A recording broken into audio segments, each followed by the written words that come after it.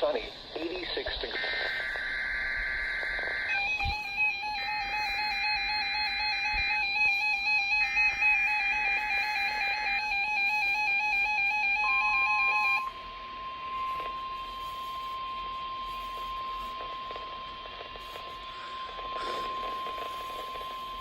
The preceding was a test of the National Weather Service Emergency Warning System from Atlanta, KEC80. This test is conducted at approximately 11:30 each Wednesday morning, weather permitting. If this had been an actual emergency weather situation, the warning alarm would have been followed by an actual watch or warning.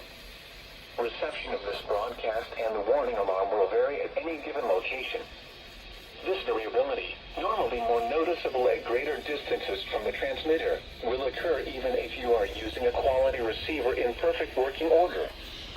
To provide the most consistent warning service possible, the warning alarm will normally be activated for warnings in selected watches within a 40-mile radius of your transmitter.